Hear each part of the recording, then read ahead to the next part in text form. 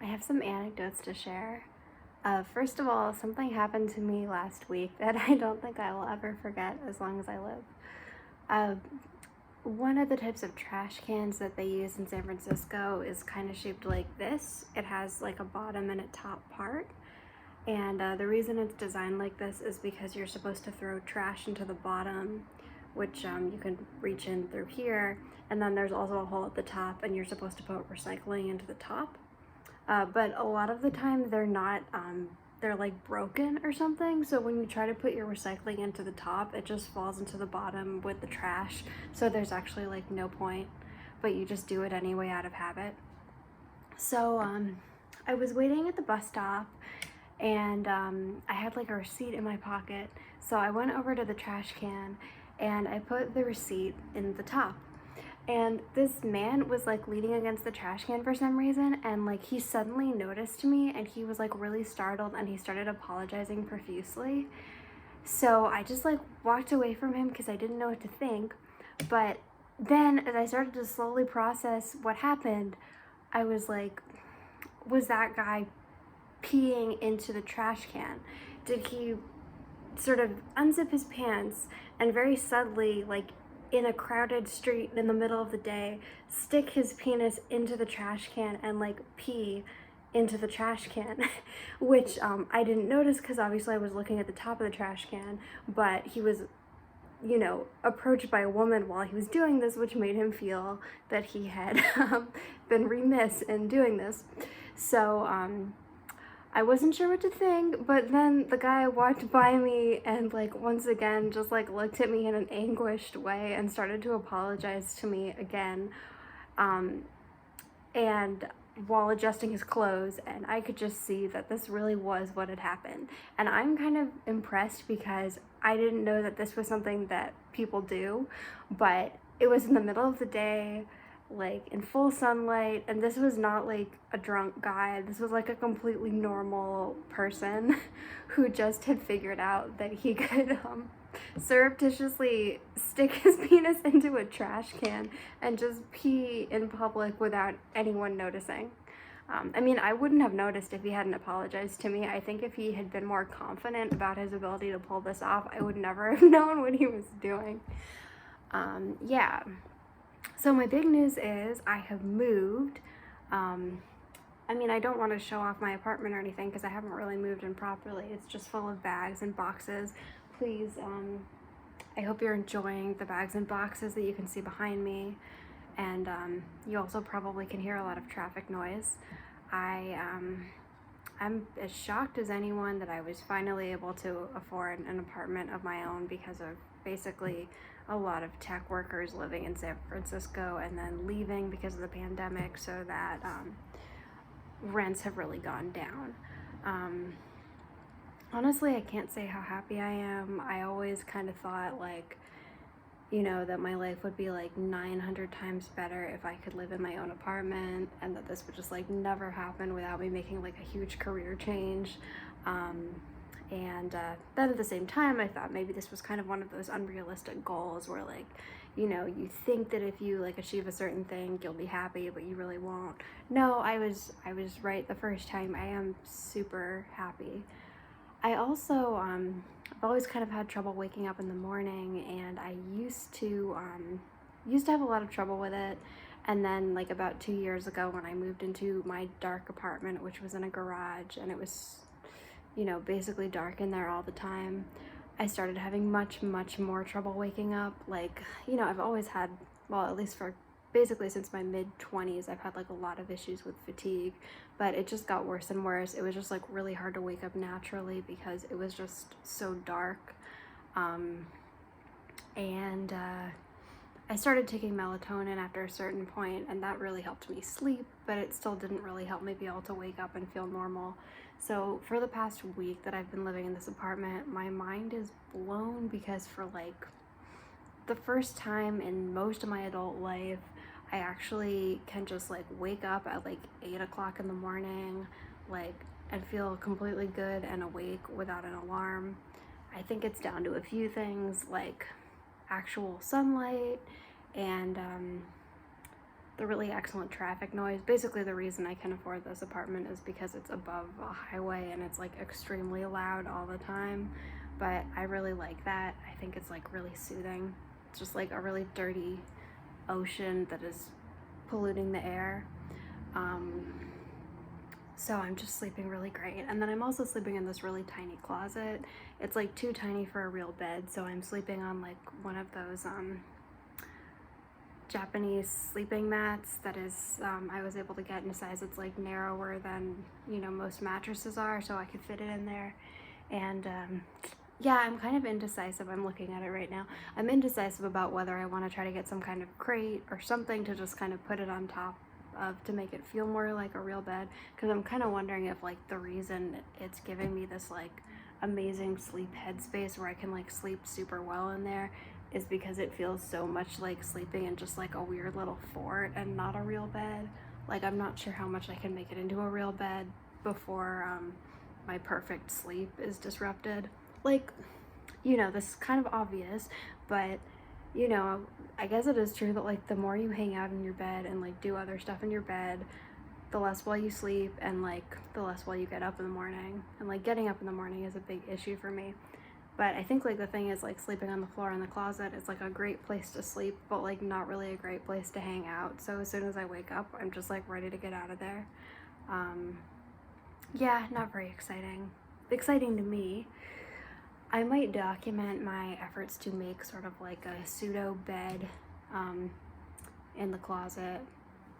But anyway, I'm really, really, really jazzed about living here. This is feeling like a very exciting new chapter of my life, and like being in my 30s and having a very static life, I didn't really expect anything big to change by this point. So yeah, I'm kind of having this very college-esque feeling where, you know, I would actually be experiencing things for the first time, and I didn't really think that was going to be happening much anymore.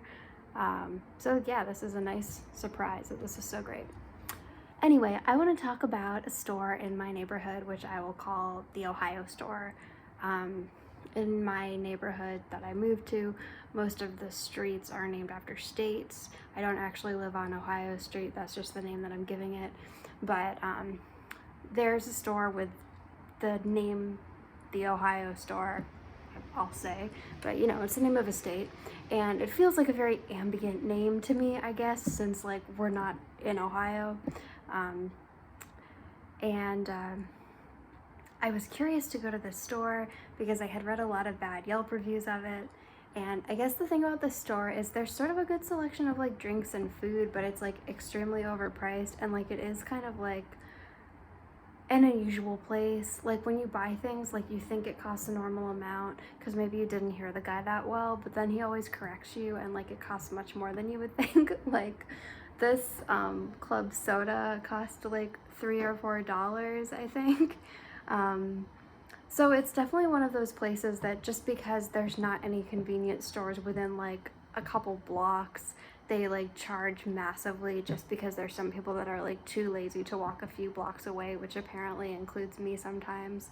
And they're open really late, but the thing is like when they're open, the guy isn't actually there. Instead, he sits outside in his car like smoking and like watching you as you go into the store, as he like slowly tries to figure out whether he's going to have to actually leave his car and like come into the store and like sell you stuff.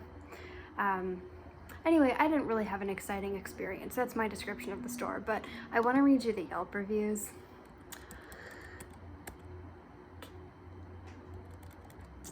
I've always known this place to inflate prices, but sometimes you're willing to pay more for the convenience. But when they wanted to charge me an extra buck for paying with a credit card and I dared to decline the purchase, I discovered that the owner is also a sexist pig and a rude person. He followed me outside, chasing me from his store, and started making gestures of masturbation. And she also took a picture of him flipping her off. Oh, terrible customer service. I live right around the corner and used to come in often because it's the only market walking distance to my house. I refused to come back after catching the older man overcharging me on 2 different products. I asked him about the markup and he proceeded to say he got confused and then shorted me 75 cents more by refusing to give me my change and saying the second item he forgot was more too. I asked him about it and he yelled at me. The moldy cheese. I walk in and discreetly tell the cashier that his cheese is moldy. He then tries to sell me the cheese. I showed him the block was covered in green and white mold. He then puts it back on the shelf. Gross. I buy a bunch of other snacks anyway. I ask him for a bag because I couldn't carry it all in my hands. He says I need to pay 10 cents for the bag. I paid with a card already, and he won't charge my card for an additional 10 cents. I then ask what to do. I only have a card and I need a bag. He tells me that's my problem. No bag, just shitty service and moldy cheese.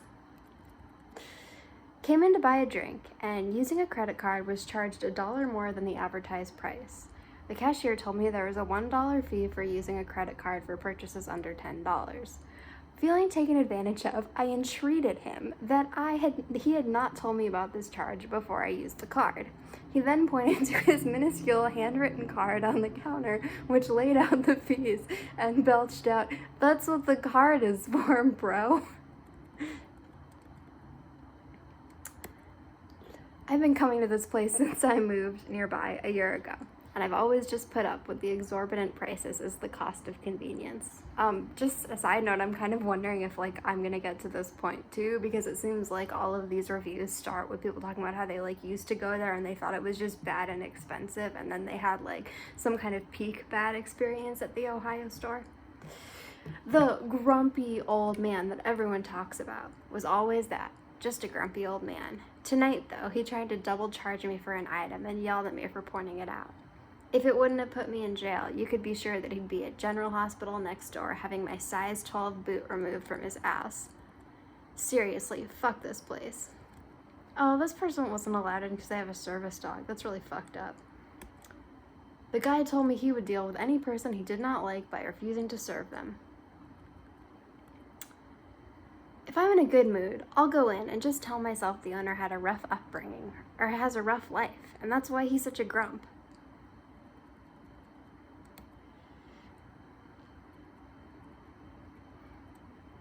You know those awesome small neighborhood stores that have character, good prices, and friendly people?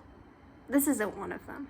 I live in the neighborhood and often found myself coming here to grab things after work, even if the prices weren't good and the selection was horrible. Today, however, I tried getting bus change and was quickly met with anger from the 65-something who was running the place. 65-something?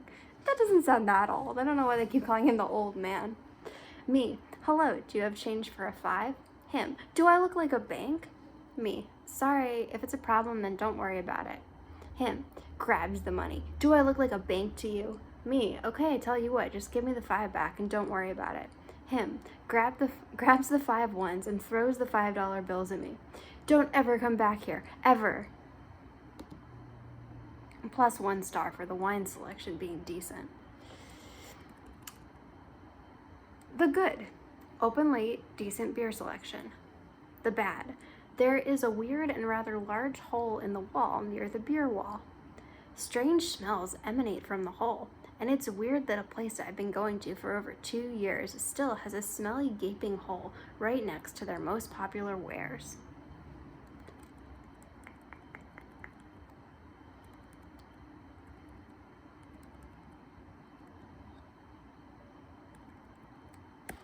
So yeah, that's basically the reviews.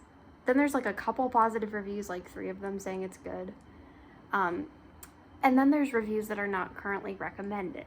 You might notice if you read Yelp reviews that usually those reviews are reviews that were really negative about a business, and presumably the owner hid those reviews somehow. So then when you click on those reviews, they're really fun because they're usually super negative. The weird thing about the reviews for the Ohio store is that they're 2 5-star reviews from people who love the Ohio store. 5 stars for my favorite local neighborhood market. This is a well-lit, clean, safe, family-run establishment. Why did they hide these reviews? It's almost like their thing is being a bad store, and they don't want to have good reviews because it messes with their Yelp vibe, which really just represents them as the yikes place that they apparently are. Yeah, so I'm definitely gonna update if I have more experiences at the Ohio store, but I'm gonna try not to go there because it's so expensive. But like I said, it definitely has a lot of ambience.